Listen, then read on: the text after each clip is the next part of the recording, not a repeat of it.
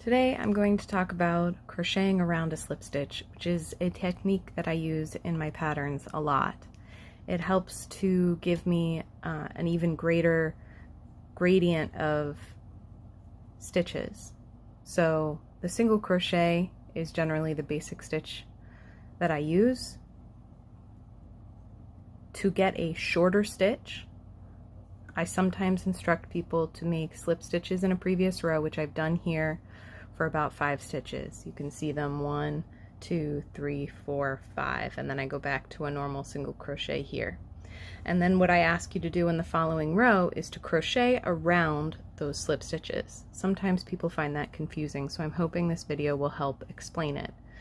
So to crochet around a slip stitch, you worked a slip stitch into an available stitch, and to crochet around it, I will ignore that the slip stitch is there, and I will insert my hook into the same stitch that I slip stitched into in the previous row, and I will complete a single crochet around and encasing that slip stitch, which makes it slightly lower of a single crochet than it otherwise would be because it is not worked into another single crochet.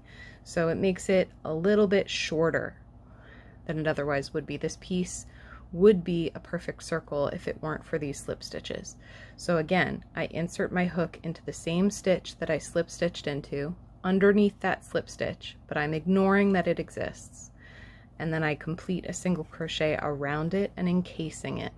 It makes the work a bit more texturized. You can feel the bump of where that slip stitch is and where the single crochet was worked around. I often use these in joints, and I use it a lot in the realistic octopus pattern that's coming up. So again, I inserted my hook into the same stitch I slip stitched into. I complete a single crochet around and encasing these slip stitches. You will no longer see these slip stitches, they will disappear. It's not a difficult stitch to work, but if you're not familiar with the terminology, or if you're not familiar with this way of crocheting, then that can be confusing, and I completely understand. So I hope this video has helped, and you'll be able to make some pretty fantastic shapes with me. I hope that helped.